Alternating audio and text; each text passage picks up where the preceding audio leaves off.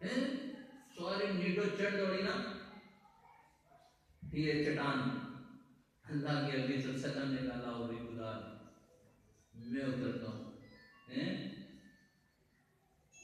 تقریباً 58 سالہ برا اللہ کا وفادار بندہ، ہمارے تو گھٹنے چھٹنے سب کچھ جواب دے گئے. اللہ کے نبی نے خدا کو پڑھی پڑھم پتھر پاش پاش. وہ تو آہستہ سے بھی ٹھوکا دیتے تو اس کے کیا ضرورت تھی کہ اتر جائے. لیکن آپ کو بتا رہے تھے اپنے امتیوں کو جس بھی منصب پر فائد ہو جاؤ، لیکن تمہیں اللہ کے دین کی سربلندی کے لیے جب کوشش اور جد و جہد کرنے تو پھر میدان عمل کے اندر ہی کرنا. ورنہ آپ تو دعا بھی کر رہے تھے، وہ سارے نیٹوں وہیں بھگت ہو گئی ہوتی. چٹان پڑی نا جو چنگاری لگتی. آپ نے کہا میں کیسر و کسرا کے محلات دیکھ رہا ہوں. رشیا اور امریکہ کے ماسکو اور واشنگٹن، وہ وائٹ ہاؤس جہاں تمہارے قدم. آج کا کوئی دانشور ہوتا نا، اور آج کا کوئی یہ تبصرہ نگار اور یہ ہمارے اندر کہتے ہیں نعوذ باللہ من ذالک کی دیوانے کی پڑھ ہے بھائی، جان کے لالے پڑے ہیں، کھانے کو روٹی موجود نہیں ہے، دشمن چڑھ دوڑا تو خندق کھودی جا رہی ہے، کوئی جائے بنا نہیں. یہ جناب دنیا کی سپر پاور پہ حاکمیت کے خواب. یہ کیسا اللہ کے حبیب صلی اللہ علیہ وسلم کو اپنی اس دعوت پر کیسا اعتماد ہے، کیسا بھروسہ ہے. اپنے غلاموں کو بتا رہے ہیں آج بہت قسم خوشی کا دن ہے نا، آج کھانے کو نہیں مل رہا.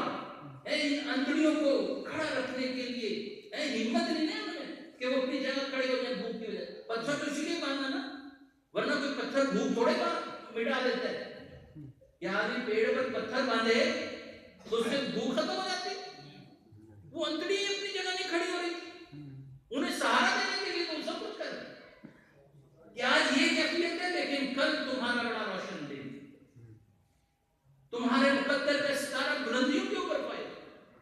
آج تو ہمت تو دیکھا. یہ پیغام میرے اور آپ کے لیے بھی تو ہے کہ نہیں ہے؟ لیکن شرط یہ ہے کہ اللہ کے حبیب صلی اللہ علیہ وسلم کی حقیقی اتباع. اور جب وہی نہیں ہے تو پھر کیا ہے؟ یہ رسوائی جس سے میں اور آپ گزر گئے.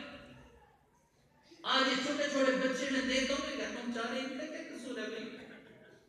انہوں نے کیا جرم کیا کہ آج ایک پیدا ہونے والا بچہ وہ بھی 1.25 لاکھ کا مقروض ہو، جس نے ایک نوالا نہیں کھایا نہیں چکا، جس نے ابھی آنکھ ہی کھولی ہے 1.25 لاکھ کا مقروض ہے. اسے کہاں سے لے لیا؟ اسے کہاں سے قرض لیا؟ لیکن وہ غلامی کی زنجیروں میں جکڑا ہے.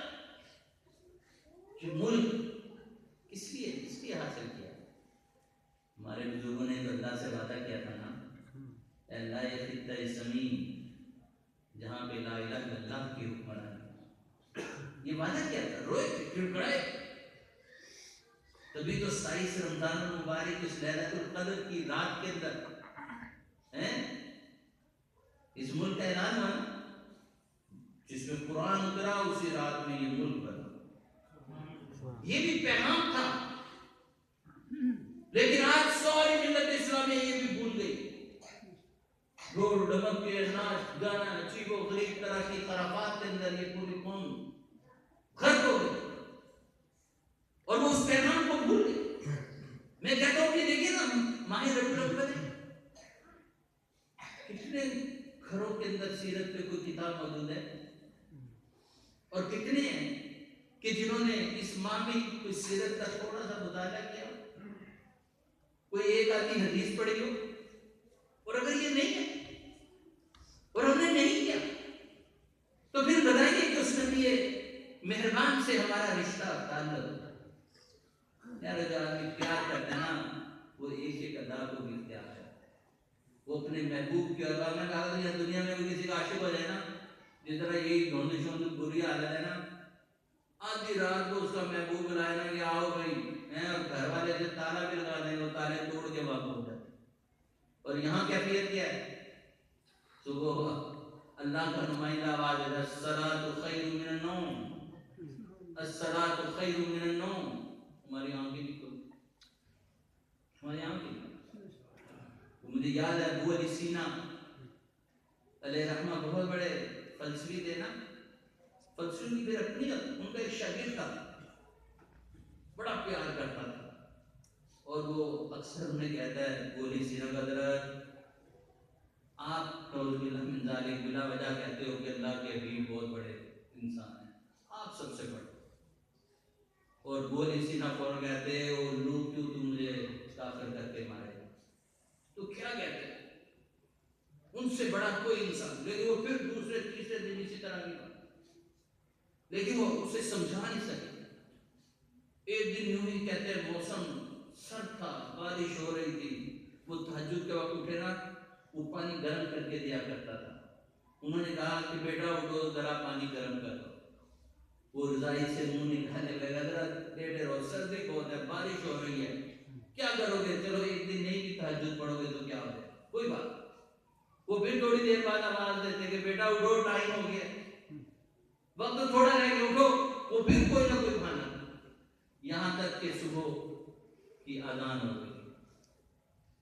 اشہد لا الہ الا اللہ، اشہد ان محمد رسول اللہ. جب یہ آواز بلند ہوئی پوچھا سن رہے ہو بیٹا یہ کیا ہے، اذان ہو رہی ہے. کہا اس شخص نے یہ جو اذان دے رہا ہے بارش ہو رہی ہے باہر کہ ہاں، موسم سرد ہے کہ ہاں. کہا اس کو کس نے مجبور کیا کہ بستر چھوڑ کر یوں بھیگتا ہوا مسجد میں آئے اور آ کر یہ اذان بلند کرے، یہ کس نے، یہ کس کا حکم تھا کہ اس کو سردی نہیں لگتی. یہ اپنا گرم بستر چھوڑ کر اور اس بارش میں بھیگتے ہوئے آیا اور یہ آواز بلند کر رہا ہے، دعوت دے رہا ہے. اور فرمانے لگے بس ایک فلسفی اور ایک نبی کی تعلیمات میں یہی فرق ہوتا ہے. فلسفی کی تعلیمات انسان کے ذہن کو تو حظ عطا کر سکتی ہے لیکن دل پہ کوئی اثر نہیں کرتی، اور نبی کی تعلیمات دل و دماغ کو روشن کر دیتی ہے. اس شخص نے اللہ کے نبی کو نہیں دیکھا لیکن یہ حکم سنا اور اپنا گرم بستر چھوڑ کر اور سردی اور بارش سب کچھ برداشت کرتے ہوئے یہاں پہ پہنچے اور یہ آواز بلند کر رہا. یہ فرق اس کی بھی سب. آج یہ فرق مجھے اور آپ کو بھی محسوس ہے. میں اور آپ بھی سو رہے ہیں مزے کی نیند، مؤذن چیخ چیخ کر گلا پھاڑ کر الصلاۃ خیر من النوم، الصلاۃ خیر من النوم کی سلائیں لگاتے ہیں اور ہم سو رہے. ہماری آنکھیں نہیں کھلی، ہمیں سردی باہر نکل رہی ہے.